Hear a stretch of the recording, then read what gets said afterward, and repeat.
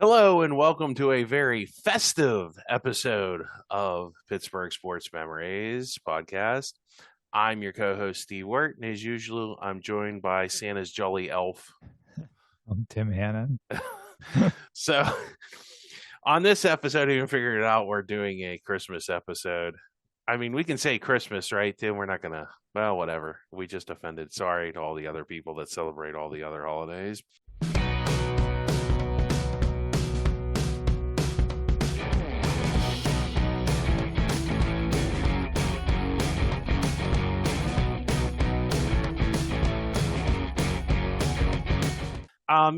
We're gonna celebrate like sports moments that happened on holidays or near holidays, and basically I kind of limited it to Thanksgiving, some games in between Christmas, and then to like December 30th because I didn't want to do New Year's and New Year's Day because that could probably be its own podcast, quite honestly. So we're going to celebrate this season with some of the games were definitely very nice and we get a present. And some games would definitely get a big old lump of coal. So we'll rank each game that way, whether they're naughty or nice or lumps of coal. So there's a few lumps of coal on here. Um, so first up, we'll go with the Thanksgiving Eve game. Do you know who mainly plays on Thanksgiving Eve, Tim? This is an easy Oh question. yeah, that's the Penguins. I've been to Yep. several of those games. That's always like a festive talk about festive atmosphere. Yeah, they say they do it every year pretty much. I think except for the pandemic is the one of the few times they haven't done them.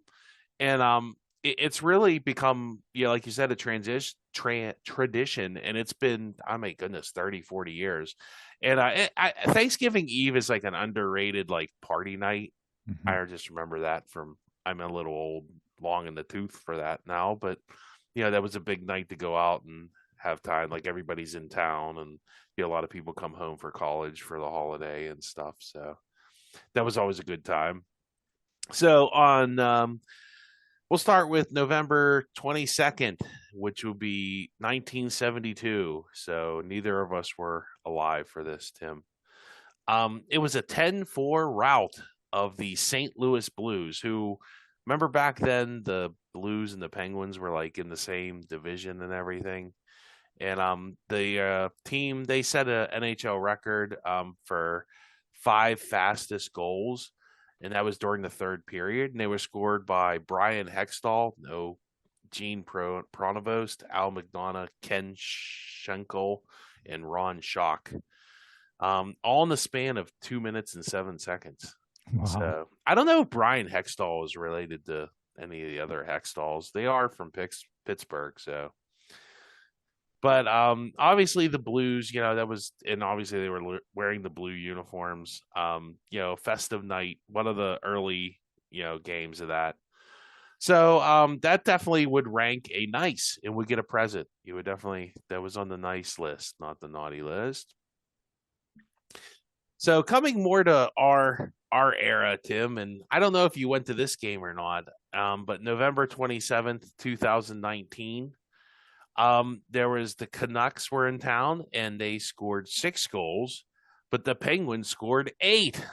Wow. So it's a truly a Penguin game. The Penguins actually were down at some point 6-3, and I think that was in the second period, and they had to rally back to win. Malkin had 5 points, and a very nice 8-6 win. Obviously, this is going to be ranked nice, Tim. Do you remember? I don't remember this game at all in 2019. Yeah, I was not there for that one. I know that because I would have remembered that. I don't remember it very clearly either. But yeah, 8-6. That's a very old school, Yeah. almost like an '80s era Yeah. hockey game, scoring that many goals. So you don't get to see that very often. So that would have been fun. So yeah, great tradition for the Penguins.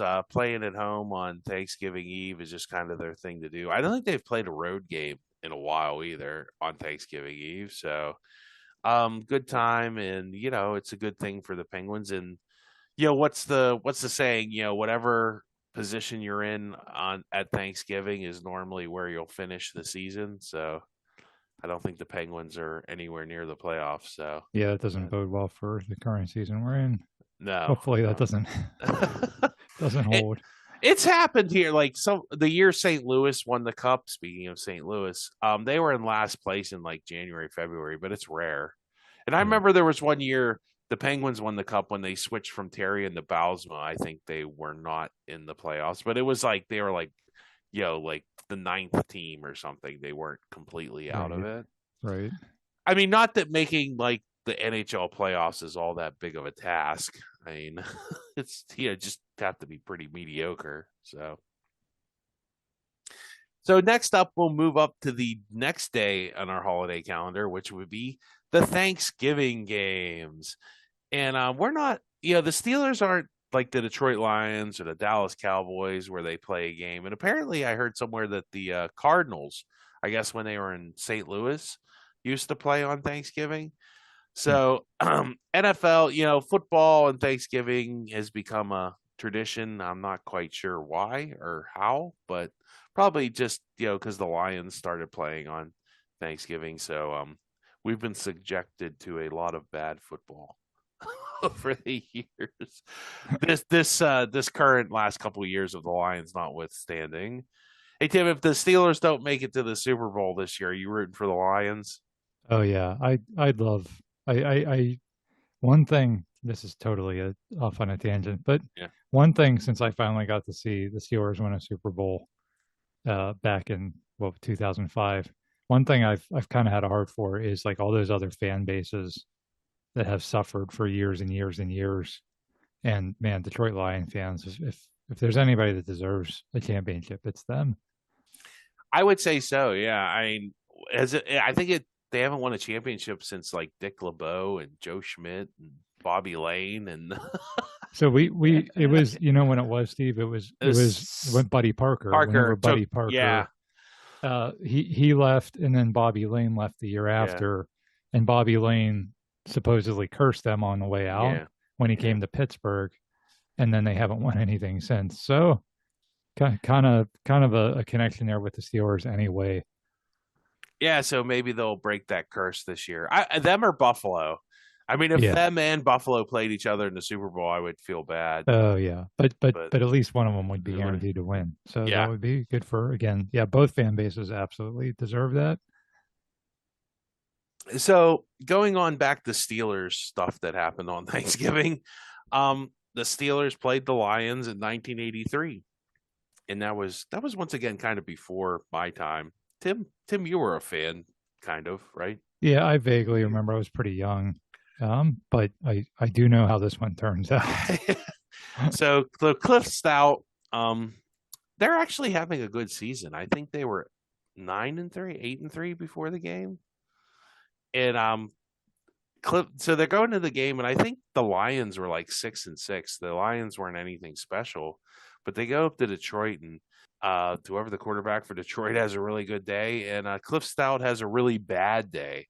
He throws 4 interceptions and completes 9 passes. Yikes. Now, I watched some of the highlight. I did see some of the highlights. Like about two of the interceptions were kind of bounce off the receiver type. So I don't know if those were completely Cliff Stout's fault, but there was another two that were definitely his fault. So they get totally blown out. The Lions win 45-3, and that's a pretty bad result. And the Steelers have lost, and they're still, I guess it's bad enough, but at least like Detroit's only an hour away by flight, and you can fly home and get some Thanksgiving, maybe catch the end of the Dallas game, right? Well, no, they go to the airport and the battery in the plane is dead. Oh no. so, so the Steelers have to wait another 3 hours while they fly a battery from Cleveland to the plane so they can go home. So they literally, I guess, they sat around in Detroit for an extra 3 hours just for like fun. Man, I just would have rented a car at that point. Well, I don't know. I mean, what is it, 4 or 5 hour drive? Yeah. I mean, maybe you would have made it home in time, Yeah. but Yeah, that was a pretty rough loss and a pretty rough. I mean, at least it's better than the plane like having that malfunction in midair, right? So Going back to Cliff Stout, that was a weird season because that was a season that Terry Bradshaw was hurt. we got to cover. I meant to say we got to cover this season. Have we covered this season? No, Not not really. that. I mean, we talked about Terry There's a Bradshaw. lot that's gone in. Like this is a dramatic season because they have Stout, they have Mark Malone, and they have Terry Bradshaw. And Terry Bradshaw's kind of leading the Steelers on this whole. And this is the year he does play in that game against the Jets at the end of the year. Here's his elbow popped and goes, "That's it, I'm done." Right. Because remember, he tried to come back early, having his secret surgery because he didn't want to. Because he just figured the Steelers would cut him. So, Yeah. and maybe they would have. Maybe they would have, and maybe he wasn't wrong. But at the same time, he kind of screwed the Steelers over. But I think back then things were so much different, and they didn't. The union didn't have like there was no free agency. The union didn't have quite the strength that it does now on some of the protections, and like I think the league just viewed players much more disposably than they do now. Whereas people are fan like I think it was more, people were fans of the teams, not the players. And I don't know which model works best. I mean, the NBA has obviously gone the other way, where they've gone like people are fans of the players, not the teams. But the NFL seem to go with the other, what we call paradigm, and I think it makes more sense to get people to be fans of a team because, well, of course, the NFL's kind of broken that. As long as your teams don't fold or move, you're probably going to develop more of a fan base than where players come and go and retire, and you know. But that's enough of that. I mean, and I'd like to thank was it Jaguar Gator 9? He did done a much better recap of this whole situation than I did on YouTube. So the worst thing is Cliff Stout bashes the media and fans after the game, like saying, "Oh, the coaches still like me" and stuff. I guess the fans were starting to kind of turn on him, and so he gets everybody such a big fan that in I guess is it the next year, 1984, he comes back with the Birmingham Stallions to play the Maulers, and people actually throw snowballs at him. So, and I think we covered that in the defunct teams episode with the Yeah, I Maulers. feel like we've covered bits and pieces of that Yeah, 83 season. That yeah, was also the year they drafted Gabe Rivera.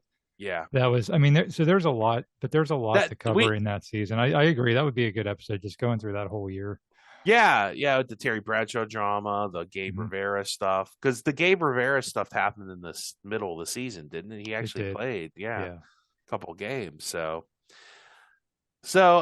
obviously the rank of this was the naughty. He gets a lump of coal, and if Cliff Stout was throwing the lump of coal, it would have been intercepted by one of the Detroit Lions. So next up, and I know we both remember. I don't think we watched this game together, Tim, but I know we both watched this game, and you know what game I'm talking about, don't you? The coin toss. Yeah, and by all means, this is not a comprehensive list. This is just games that I thought were memorable, or we remember. So I'm sure there's other games I may have forgotten. Feel free to let us know on Facebook, which I'm sure everybody will. um, in 1998, the Steelers planned to play the Lions again, and I didn't write down the date on this one, so sometime in late November of whatever Thanksgiving The was it? fourth Thursday Day of of November, November 1998. 1998, yeah, whatever date that was.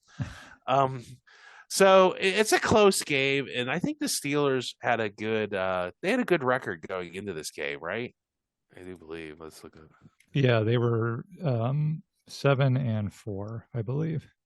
So they were 7-4 going into that game. That's crazy due to what happens later in that season after all this. So and they were competitive, and Detroit wasn't bad. This wasn't like the 2000s where Detroit was just really god awful. And some people you might remember, Barry Sanders did play in this game, and Charlie Batch played in this game, and I do believe oh, who was their big what was it Herman Moore was their big Yeah, wide Herman receiver? Moore. Yep. I don't know if Mel Gray was still around returning kicks, but they had a good team. They had a good team, and they had some good guys on defense too. Was they still Porsche maybe or Porsche? But they had a good team, and they played. The Steelers played them tough. And late in the game, Norm Johnson kicks a field goal to tie the game at 16. So the game goes to overtime. And during overtime, and I think we've covered this in the refs when the refs screwed Pittsburgh podcast. Phil Luckett th- tosses the coin, and Jerome Bettis. It sounds like on tape to me he says tails, but Phil Luckett swears he says head tails.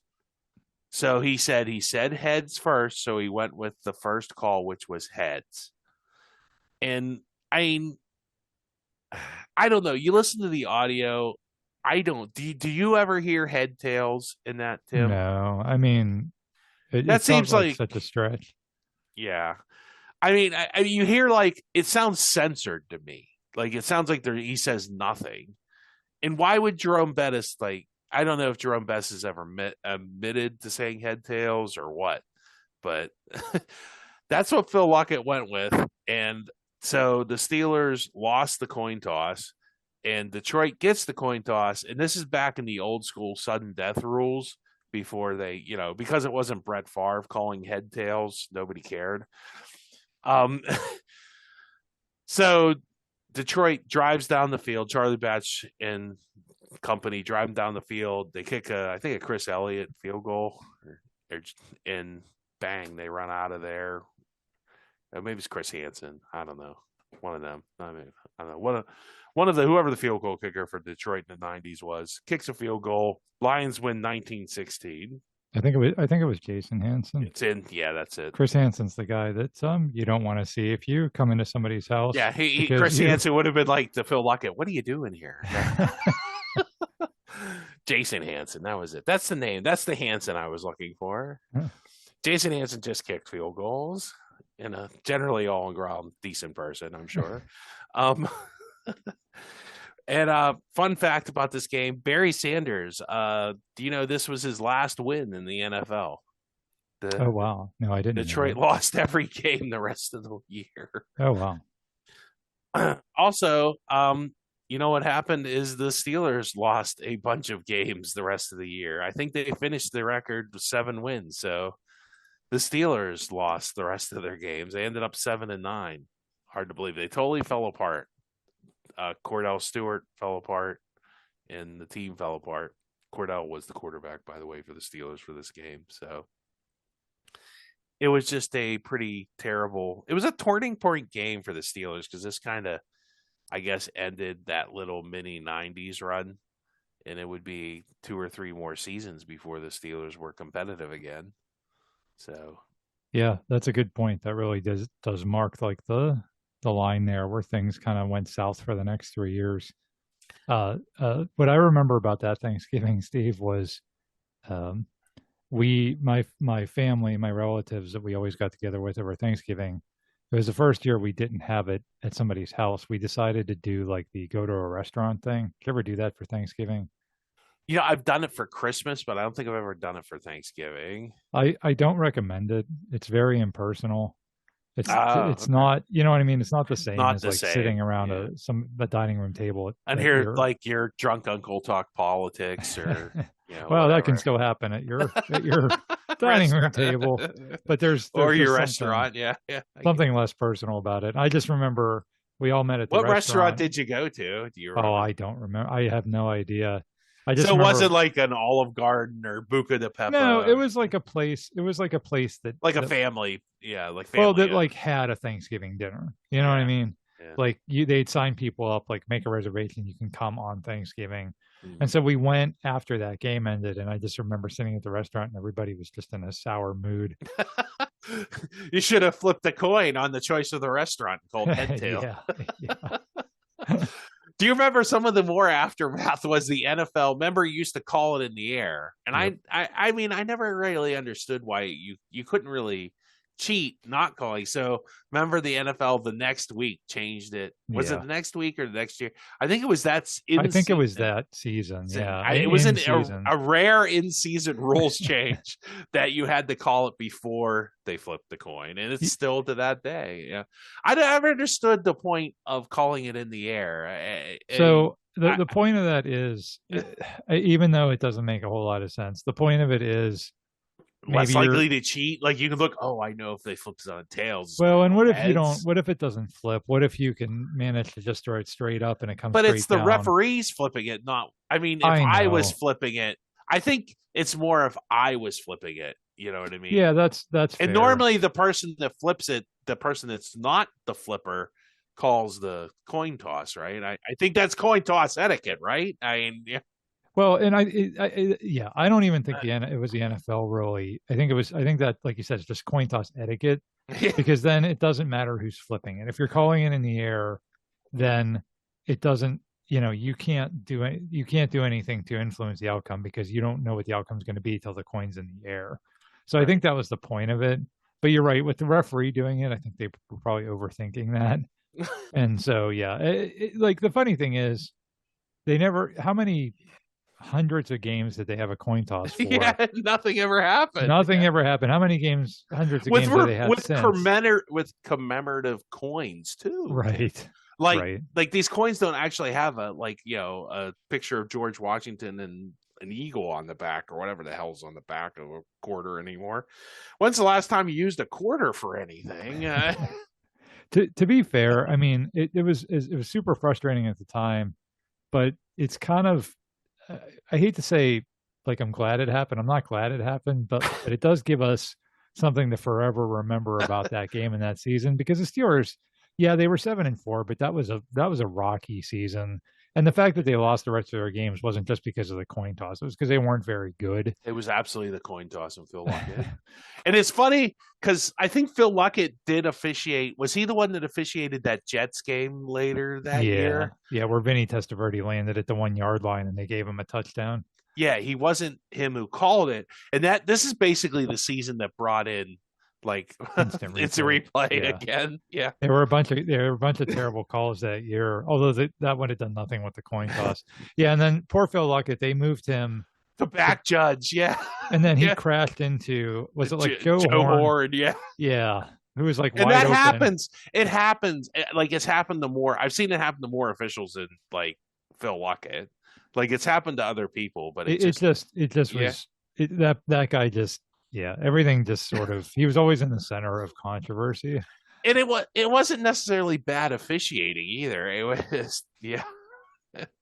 The call at the three wasn't his call. It's the line judge. It's the guy on the Right. side.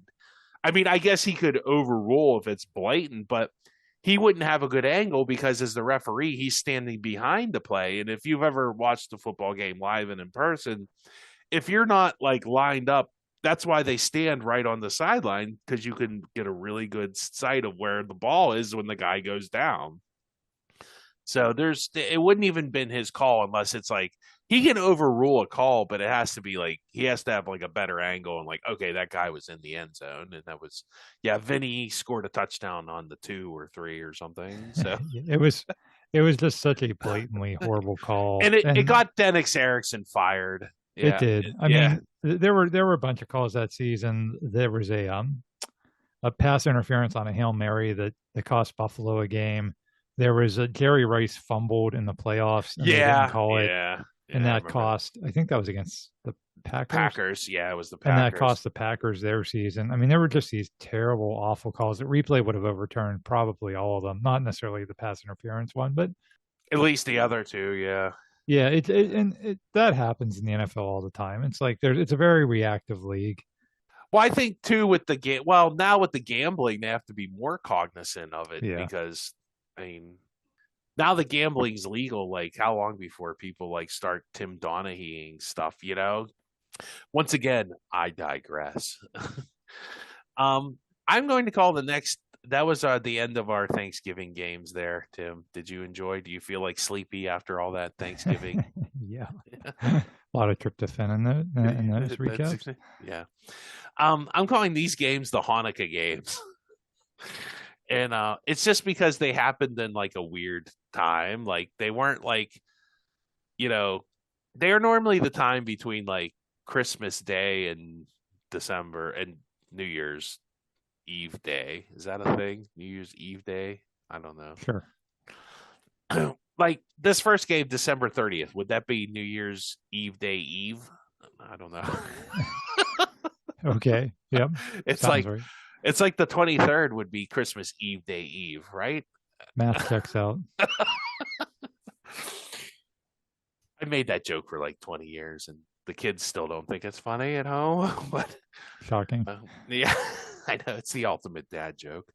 But so Hanukkah games, December 30th, 1977. I was maybe a year old. Sure, sure.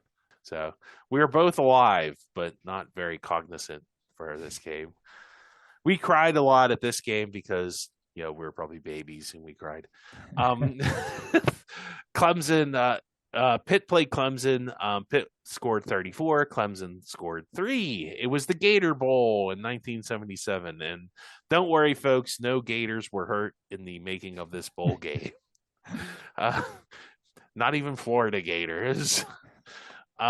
Jackie Sherrill's his first season, his only loss to that season was to Penn State and Notre Dame, although he did tied Florida. Speaking of Florida Gators, so this is their second trip to Florida that year, and maybe the quarterback. I don't think the quarterback was even. I think Tony Dorsett had left. I think it was Kavanaugh.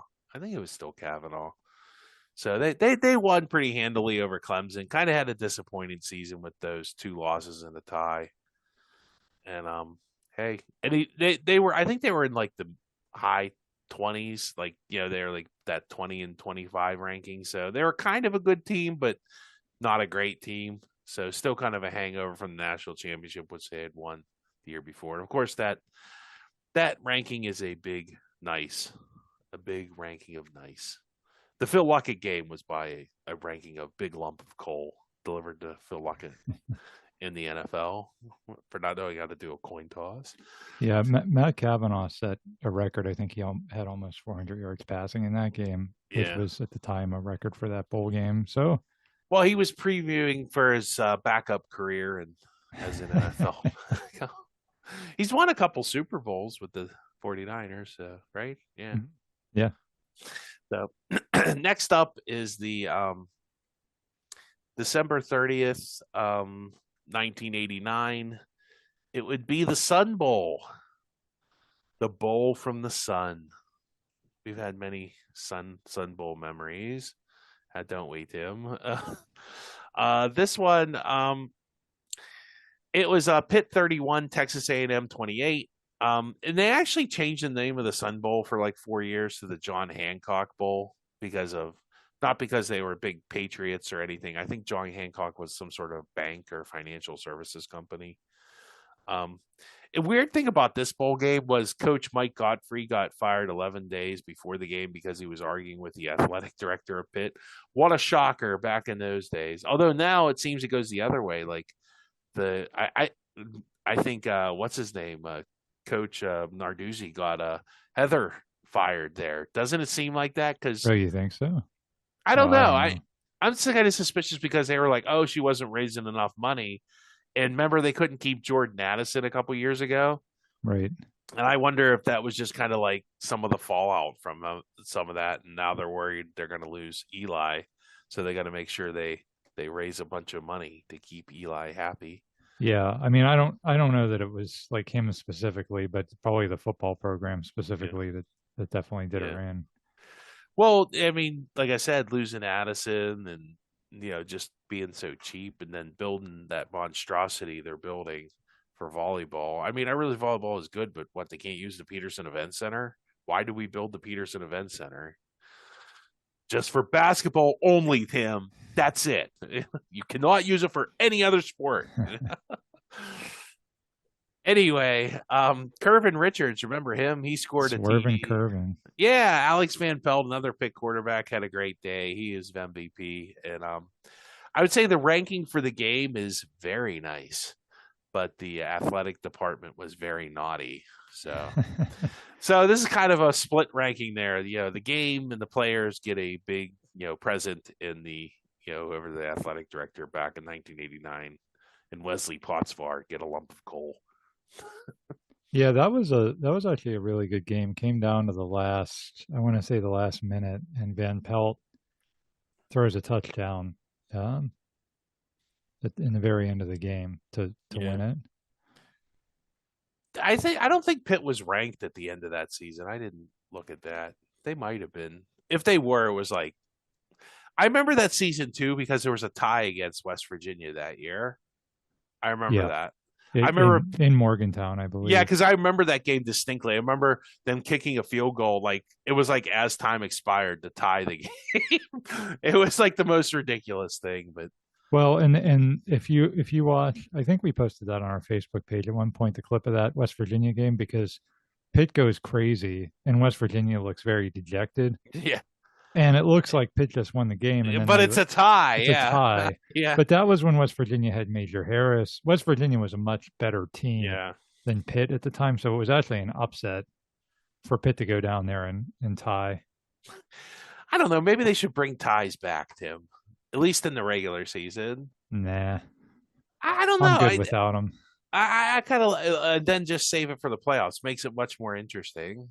But Yeah, I'm fine with like the game actually having a winner. do you want to talk about the 3-0 Sun Bowl? Sure. Yeah, that was that New Year's Eve? Oh, here it is, December 31st. So it's kind of outside our purview, but it was a terrible game, Tim. Yeah, that was. I don't know. I don't know what else there is to say about it. It was like the most grueling thing I've ever sat through. That's about all I I can remember say watching about that it. with my parents, and like I remember the kicker missing like a 50-yard field goal at the end of the game. Yeah, So it was brutal. anyway, that's enough said about that Sun Bowl because that's why maybe we'll talk about that more in depth on if we ever do a New Year's Day games. There you go. He waits. He throws the pass, and it's intercepted. George Polamalu at the 40, 35, 30. Steelers versus Ravens is the best rivalry in all of pro sports, and now that series has been chronicled in Pittsburgh versus Baltimore, the unofficial history, an all-new book from the Pittsburgh Sports Memories podcast. Relive all the fierce battles and exciting moments from this amazing rivalry. There were legendary plays like Troy Polamalu's pick six and the immaculate extension, and there were crazy incidents like Joey Porter chasing Ray Lewis into the parking lot, or the Ravens putting a bounty on Hines Ward. We cover all of it, including some stories you may never have heard. Buy a copy for yourself, or get one as a gift for the Steelers fan in your life. Find it on Amazon, or see the link in the show description of this episode. And thanks for supporting the podcast.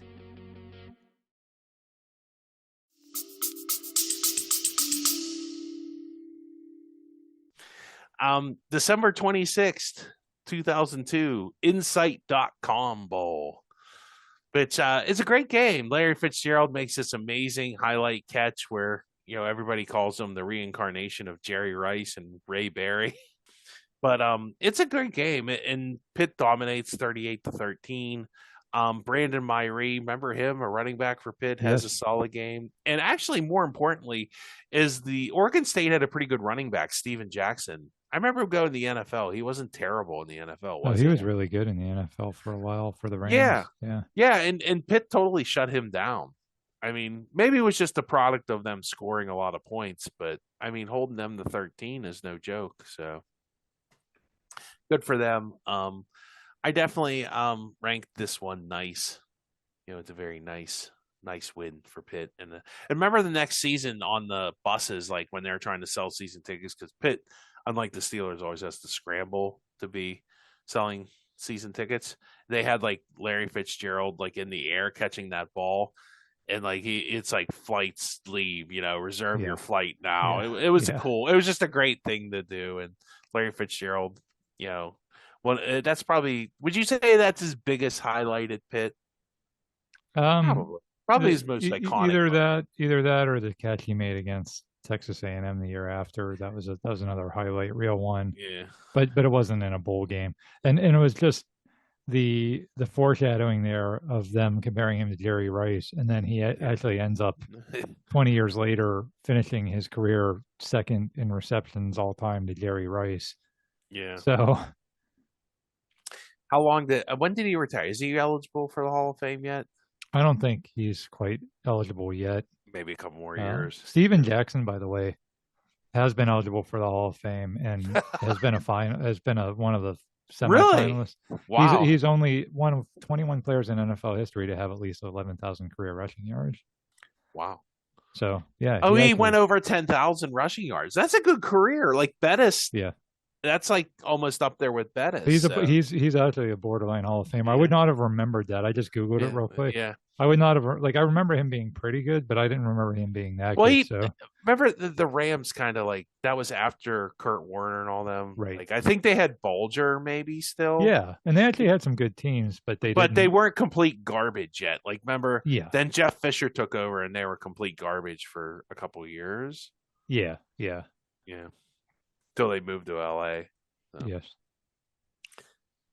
That move, was not very nice. That would definitely get a lump of coal, but it made sense to me. I tell you what is completely naughty is that idiot Spanos moving the team from San Diego to LA. Yeah. It totally destroyed his team. LA, he should have just stayed in San Diego and figured out a way to build a stadium. That was just dumb. I still hate calling them the Los Angeles Chargers. It just doesn't feel I think I hope in the near future they move back to San Diego. I think that might happen eventually. Although I don't know. I mean, it wouldn't be that hard. It's not like that stadium would be empty. It would just be Rams games, and that makes a lot more sense. Because like if you ever watch like a Chargers home game, there's never any Chargers fans. Yeah. Yep. The NFL doesn't care. I mean, whatever's the most money making thing, But they used to sell out. They had good attendance, and it's just because San Diego was like, no, we don't need to build you your own stadium. Yeah. Like they found private funding for this stadium in LA. Why couldn't they? Whatever. I digress again. This has been a lot of stream of consciousness today, Tim. I do apologize. December 30th, 2022. I know you know where you were this day, Tim. It's another Sun Bowl, and I promise it's not 3-0 this time. Pitt 37, UCLA 35. We watched this game together, Tim. Yes. We had a blast. It was a great time. Nick Patty, boy, career backup, seemed to get hurt at the worst inopportune times, like against Tennessee that season, or was he the guy that got hurt against Michigan State in that bowl game? We probably should have beat Michigan State handily. He was the one that got hurt, and I don't remember the kid that came in after that. It was like their third stringer. And they almost beat Michigan State. I remember it said, Pitt can never compete in the Big Ten. Yeah, Pitt almost beat Michigan State with their third string quarterback. I think they'll be just fine. Yeah, they probably won't beat Ohio State and Michigan on a regular basis, but guess who doesn't beat them either on a regular basis? That other school in Pennsylvania. Yeah, exactly. But anyway, I digress again. Nick Patty really played the game of his life. Remember Dorian Thompson Robinson? It's like random Pitt. I think Chip Kelly was still the coach of UCLA at that point too. He scores a touchdown on a rushing play and he starts talking trash on the Pitt players for no reason. It's not like it's a rivalry game or he gets and it just totally fires up Pitt. It seems to fire up the Pitt defense and then he gets hurt and then he doesn't come back in and it's and that was when Pitt was coming back.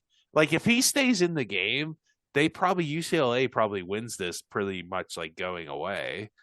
But because he got hurt, they let Pitt hang around and they come back and Nick Patty makes this great play. They get the ball, because UCLA scored late to take the lead. And then Pitt gets the ball and Nick Patty drives them down the field in 30 seconds, 40 seconds, something like that. And I remember this play distinctly. The highlight of the game is Nick Patty running for 15 yards because there was less than 10 seconds left, I think. And and I remember you going, no. And me, I'm like, if he makes 10 yards, he's okay, because the clock stops when you get a first down. And he almost like gets tackled like a yard short, but he gets the first down, and it stops the clock, and they spike the ball. And I think, what did Ben Saul's kick, like a 50-some yard field goal? Yeah, It was not a chip shot. And that was the ball game. That was the winner. And man, what a great game. Way to fun watching it. And it was fun watching DTR pout. And now he's a Cleveland Brown, so I'm sure he fits right in up there in Cleveland. Any other thoughts on the Sun Bowl? Oh, I couldn't. The best thing about that was seeing him lose. He's such a punk, that kid. I couldn't. I mean, just was so great just seeing him lose. So you're not a big DTR fan, huh? No. Well, that ranking was definitely nice. We all got presents. Nick Patty deserved it. And then Nick Patty rode off into the sunset. Maybe he saw, because like, didn't he had one more year of eligibility after that. He just decided, I'm gonna leave and go home. So good for him. He'll be a Pitt legend forever.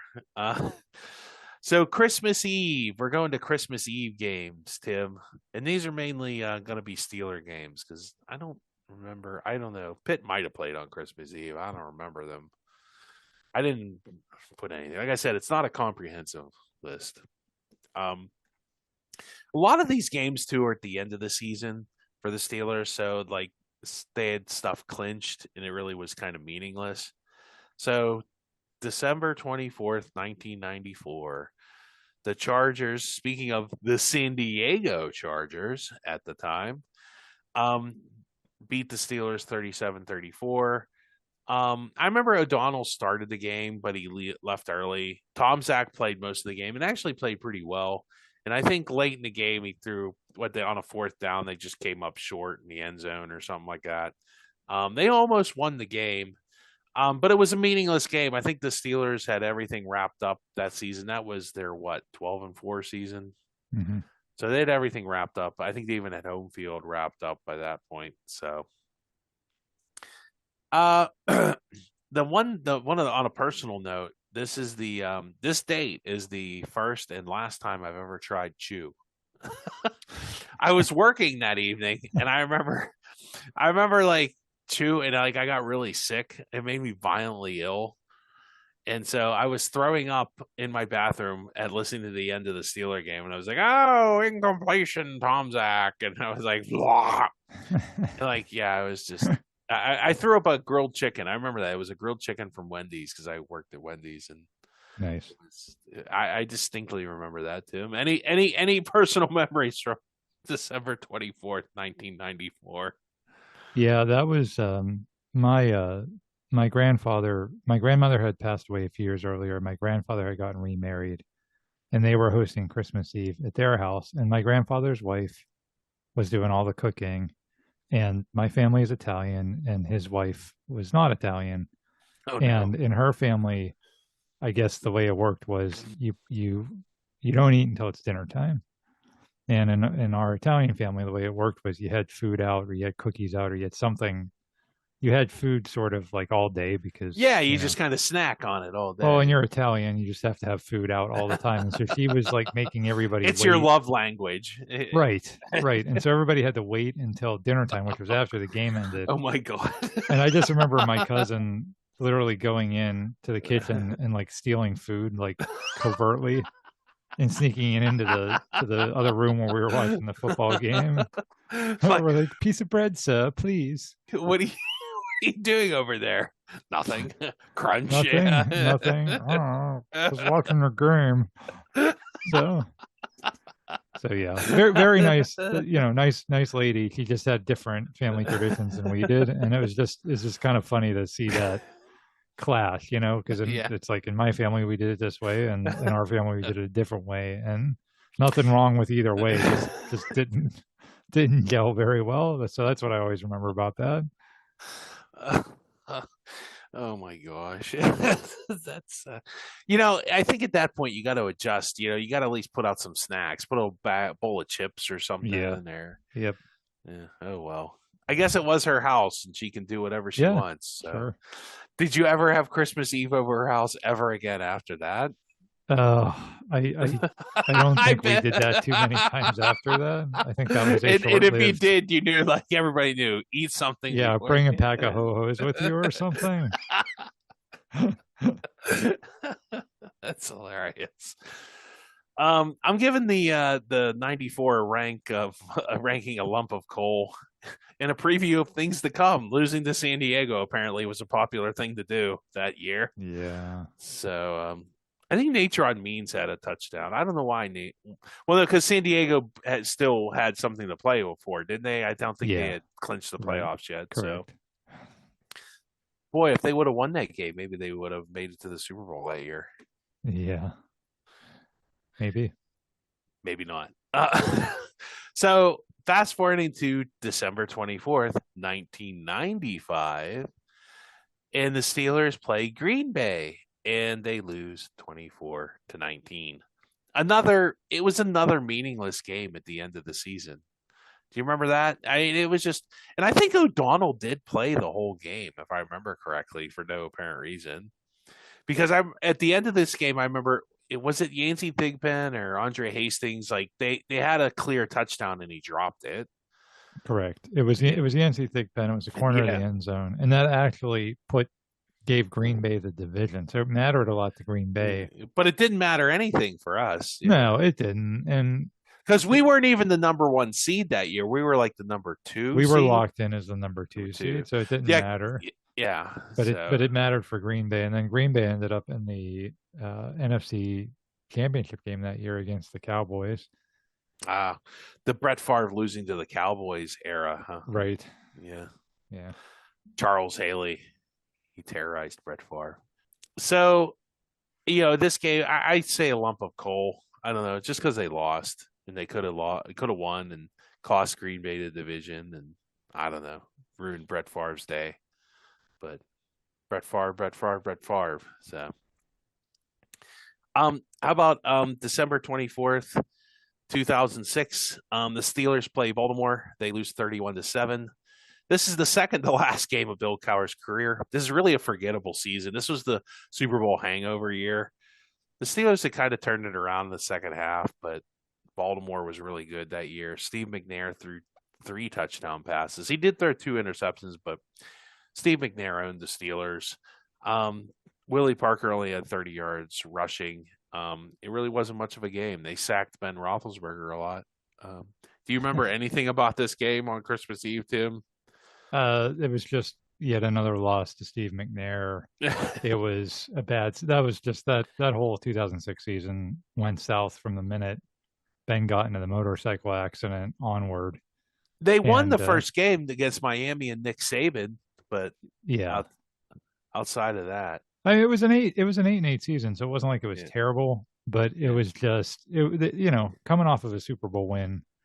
You were like, okay, can they repeat? I wonder if they can repeat, and then it just about halfway through the season, you're like, yeah, we're not repeating. We'll be very lucky to make the playoffs, and that's what ended up happening. Was we did make the playoffs. Yeah, this is the next game was the last game of Bill Cowher's career, and they won in overtime against Cincinnati. Yeah. So.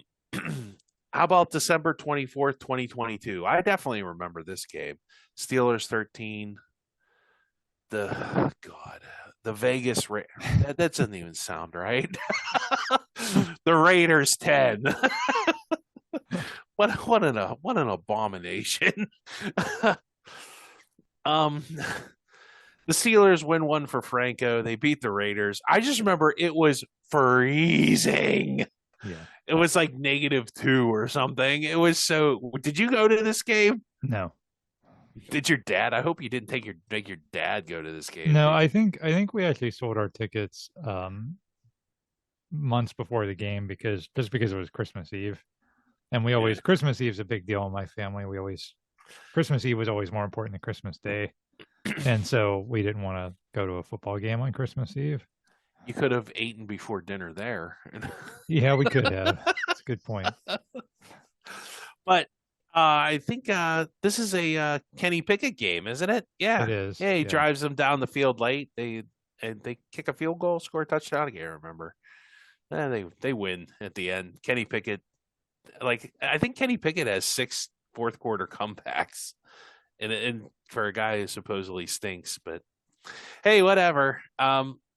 I rank this game as a nice. It's definitely nice, and it was emotional because they were retiring Franco Harris's number for this game. It was like a big celebration of Franco and the Immaculate Reception, and Billy Piano was going to be there from the Raiders. All the Steeler teammates from the 70s were going to be there, and then Franco died that week. He actually died that week before the game. Yeah. It was sad. It really was. But the Steelers come through and pull out a win against, I think Derek Carr still played for the Raiders at that point. So any other memories of that game, Tim? No, like you said, good memory for Franco. And I think what I remembered about that game was everybody was kind of like, oh, this Kenny Pickett kid he's pretty clutch. Maybe he'll turn out, and then we all know what happened after that. Seriously. So I rank that nice, of course. Another fun game, December 24th, 2005. The Steelers whoop it up on Cleveland 41-0. This was in the Super Bowl run season where they had to win every game at the end of the season. Cleveland stunk. I think they started Charlie Fry, I want to say, at quarterback. I think. Another classic. But it wasn't even a game. Like, I think the first or second play of the game, Willie Parker went for 80 yards, and you knew it was going to be one of those. Yeah. The highlight of this game was James Harrison, who wasn't even a starter. No, he was a starter by then, right? No, he was wasn't. Like a special teams player at that time. Yeah. So he slammed a Cleveland fan who had the audacity to run on his field. And that fan promptly got banned from games. I don't know for life, but for a while. And that guy did turn his life around. He doesn't drink anymore and such. But I ranked this game nice just because we needed it to go get to the playoffs. And I ranked the Cleveland fan very naughty. I don't know what I ranked James Harrison. He just, he's James Harrison. He gets his own category. Moving to Christmas Day game. So Merry Christmas, Tim. Let's watch some football. I don't like Christmas Day games. I wish they wouldn't play on Christmas, but hey, that's just me. But Steelers 34, Houston 6. This was December, of course, Christmas Day 2017. This was a win to go 12-3. Houston was playing Tyler Heineke. Oh my gosh. And TJ Yates at quarterback. JJ Watt, not TJ. JJ did not play that game. Though 2017 was TJ. I think TJ Watt was on the Steelers by then, yes. Yeah, it was his rookie year. Yeah. Antonio Brown didn't even play in this game. Defense totally shut down Houston. I ranked this game nice. It was a blowout win they needed to do, Ware road blowout win. But the Steelers were a pretty decent team that year. And the aftermath was the Steelers lost to Jacksonville because the defense stunk. The defense still was very soft that year. They couldn't stop the run. Because I remember they lost to Jacksonville earlier in the year, and I thought, boy, that really is the formula to beating the Steelers, just lining up and running right at them. And that's basically what Doug Marrone and Jacksonville did. So. Yeah, and then that was the year that we lost Ryan Shazier, and then any hope of stopping anything was gone. What I remember about that Texans game was it wasn't a very good game, and again, like you said, it was a blowout. But DeAndre Hopkins for the Texans. Oh, he made that unbelievable catch. Yeah, right. Yeah. It was like I was like behind his back, or I don't know. Yeah, it was like a crazy catch. One of the best catches you'll ever. Oh, see. He's like the Steeler defender's laying on the ground, because I saw it when I was researching, and he like taps his toes as he's like, grabs the ball, and he's on top of a Steeler defender, but he still gets his feet in. Mm-hmm. Yeah. It was a pretty impressive catch. And Bill O'Brien, not a very good coach, I guess. I don't know. Maybe I think he's a good offensive coordinator, but. Maybe head coach. I mean, he traded away a lot of stuff for no apparent reason. next up on our list was December 25th, 2016. Steelers 31, Baltimore 27. I remember this game. This was a big game. This was for the division. As many Steeler Ravens game come down, I'm sure it's in your book, right, Tim? You probably cover this in your book. Oh yeah, extensively. Yeah. Ben was okay. He threw some bad interceptions. In this game, actually, the Steelers do win 31-27. And I thought this was kind of that era of they had the, Bell, Brown, Ben, and they had Boswell. That's hard to believe Boswell's been around that long, but he was. And I thought Bell and Brown were paycheck players. And I thought, well, maybe they'll gut it out and, become better players, actually. And I thought this was the game Antonio Brown really proved that he was more than just a stats guy, the guy that was just looking to get a paycheck. Because at the end of this game, the Steelers are losing and they need a touchdown, I think, to win. And Ben hits him at like the 2, and like 3 Ravens hit him at like the goal line, and he somehow muscles the ball in and reaches out and puts the ball across the goal line before he gets pushed back into the field. And if he doesn't do that, I think the Steelers lose, because I think there was less than 10 seconds left and they had no timeouts. So it's a pretty dramatic game, a very good game. Oh yeah, no, it's crazy that because like you said, they probably had time for 2 plays, but when he hit Brown short of the goal line, that's the game if he gets tackled. And the 2 guys that you talked about that were trying to Weddle, stop him, I think Eric Weddle and it was C.J. Mosley and Eric Weddle, who were both Pro Bowl defenders. Yeah, and both had a definite size advantage on Antonio Brown. I mean, they should have been able to stop him, but he literally just plowed his way through. Yeah, I really thought that game was they would turn the corner. I thought, okay, this team's, got a lot of heart and then that was probably, would you say that was the closest the Steelers had to winning a Super Bowl, that team? It was, because they made it all the way to the AFC Championship game that year. But, outside, it felt like everything. And then, Brown didn't play a great. Did he get hurt in the champion? No, he got hurt the week before. He played. He played in that game. It was Bell that got hurt. Yeah, and that killed them, because I always thought the best way to beat Belichick is to run the ball. Although I don't know, Baltimore seems to love to play hijinks with Belichick. Remember that they would have they had that play where you wouldn't know who was eligible, and they just were messing with Belichick the whole time. No, that was the other way around. No, I thought that was no. Oh, that's right. To the Ravens, because Belichick likes to play loose with the rules. Yeah, like he'd have a tackle. It's like, oh, is he eligible? Is he not? I don't know. Yeah. But I will say this: the Ravens had much more success against New England than we ever have. So. Yeah, that's correct. Even in the playoffs, they've eliminated them a couple times. Yep. So, I mean, I don't know. The Steelers, like we said, would lose to New England in that AFC Championship game. That's probably in the last, since that, I don't think the Steelers have come close. Although in 2017, I thought they were the number 1 seed, and they had barely lost to New England on the Jesse James play, right? They were the 2 seed, but they had back then you still got a bye week. Yeah, that's right. Yeah. So they were playing at home in the divisional round, unlike 2016 where they had to go on the road to Kansas City in the divisional round. So they technically had a better, but we did a whole season on that 2017 team. Yeah. That was one of those years where the record was maybe better than the team, than what it actually was. And they had a bunch of drama that year. Yeah. And that was kind of like you said about that era.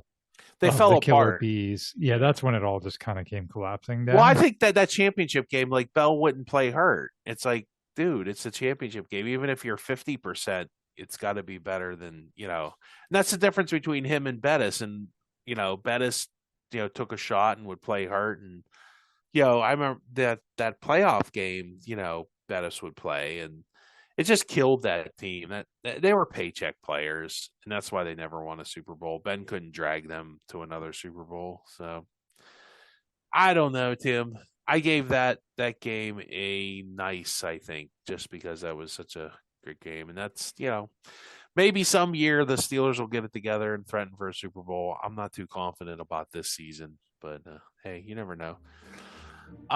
That's all I got, and wish everybody happy holidays. If you disagree, think I should have given out a lump of coals or a nice to another game, let us know in the comments on Facebook, and have a great rest of your holidays, and thanks for tuning in, and we'll talk to you next time. God bless.